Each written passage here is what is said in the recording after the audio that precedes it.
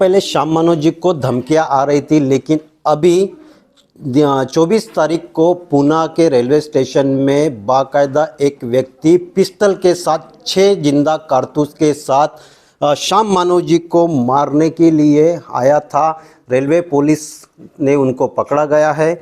अभी हम जानते हैं कि किस तरह से उन पे जो रेलवे पुलिस वालों ने जो व्यक्ति को पकड़ा है, तो श्याम मनोज जी की उस पर प्रतिक्रिया लेते हैं। सर, क्या बताएंगे आप? आपके लिए अभी कोई मारने के लिए भी आपके घर तक पहुंचने के लिए आया था?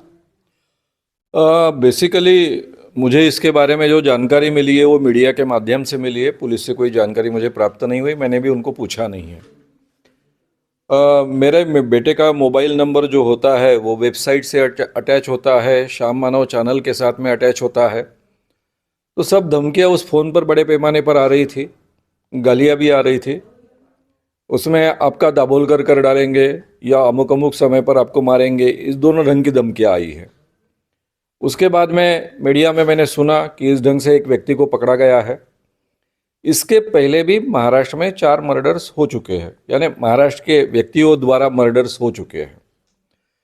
एक है डॉक्टर नरेंद्र दाभोलकर, दूसरे गोविंद जी पानसरे, तीसरे कलबुर्गी जो कर्नाटक महाराष्ट्र के बॉर्डर पर कर्नाटक में रहते थे, और चौथे है गौरी लंकेश, ये पत्रकार। ये चारों के चारों लोग ये प्रोग्रेसिव लोग हैं, पुरोगामी लोग हैं। लोगों के सामने पुरोगामी विचार रखते हैं और पूरे समाज का विकास होना चाहिए, देश का विकास होना चाहिए, ऐसा मानकर अपना काम करते हैं। इसमें से जो 2 लोग हैं वो अंधविश्वास से डायरेक्टली जुड़े हुए थे, उनका भी मर्डर यानी ये 4 लोगों में हुआ है। पहले से ही मेरा नाम हिट लिस्ट पर था ही, महाराष्ट्र के काफ़ी लोगों का नाम उस हिट लिस्ट पर है। यहाँ पर कुछ ऐसी संस्थाएं हैं महाराष्ट्र में जो ऐसा मानती है कि उनको हिंदू राष्ट्र लाना है, और हिंदू राष्ट्र लाने में जो प्रोग्रेसिव लोग हैं वो सबसे बड़ी अड़चन है। तो वो कहते हैं कि वे शैतान के हस्तक है, एजेंट है, और ये शैतान के जो हस्तक और एजेंट है उनको हमको ख़त्म करना है। ये तत्वज्ञान लेकर वे अपना काम फैलाते हैं। सर्वसामान्य जो लोग धर्म प्रेमी होते हैं ऐसे बच्चों को पकड़ते हैं, ऐसे यंग लोगों को पकड़ते हैं।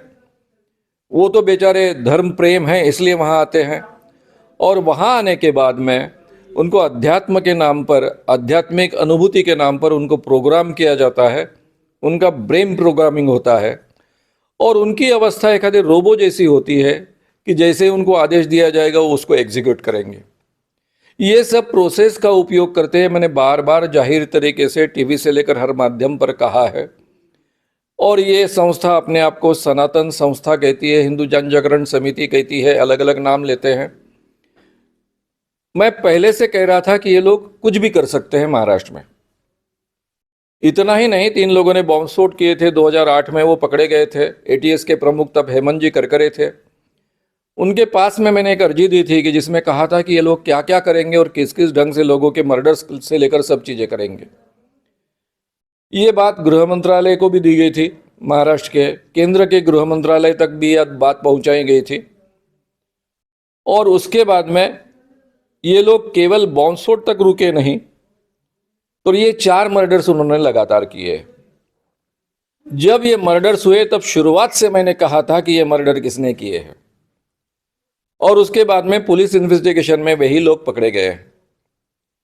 इसलिए महाराष्ट्र में इस ढंग की काम करने वाली कुछ अपने आप को हिंदुत्ववादी कहने वाली संगठनाएं हैं।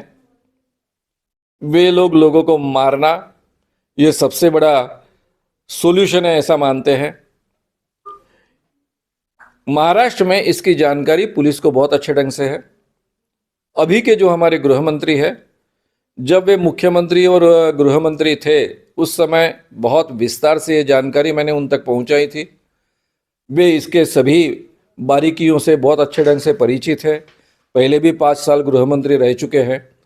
तो महाराष्ट्र की पुलिस और गृह मंत्री जो आवश्यक और उचित कार्रवाई की आवश्यकता होगी वो सब करेंगे। जी, किस तरह की सुरक्षा आपकी अभी बढ़ाई गई है सर?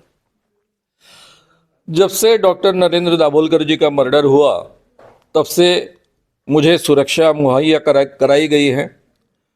पानसरे जी का मर्डर होने के बाद में और बढ़ाई गई, वो वायु सुरक्षा की गई।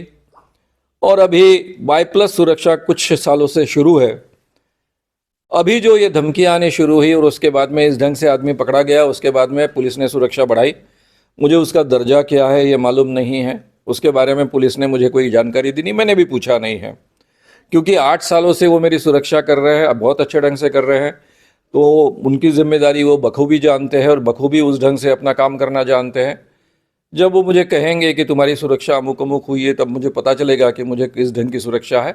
लेकिन प्रत्यक्ष रूप में उन्होंने काफ़ी सुरक्षा बढ़ाई, ये दिखता है। इतना ही नहीं तो जो धमकियाँ मेरे पुत्र को आ रही थे, बेटे को आ रहे थे, उस कारण उसके घर पर भी सुरक्षा दी गई है।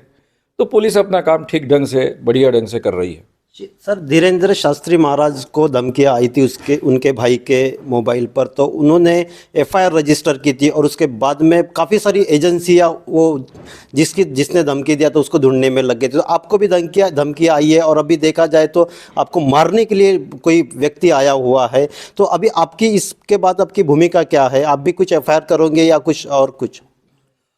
मुझे लगता है कि इसके बारे में मुझे एफआईआर करने की आवश्यकता नहीं होती है। जो धमकी आई उसके बारे में मेरे बेटे को पुलिस के द्वारा कहा गया था कि आपको ने कंप्लेंट करनी चाहिए, उसने ऑलरेडी की है। रहा सवाल व्यक्ति पकड़ा गया, उसके बारे में मुझे एफआईआर करने की कोई आवश्यकता नहीं होती है, पुलिस का काम होता है। पुलिस अपना काम बखूबी करती है और वो करेगी। महाराष्ट्र की पुलिस पर और गृह मंत्री जी पर मेरा पूरा विश्वास है। कॅमेरा पर्सन अजित जोगी सह मी सुदर्शन बागडे, न्यूज नागपूर।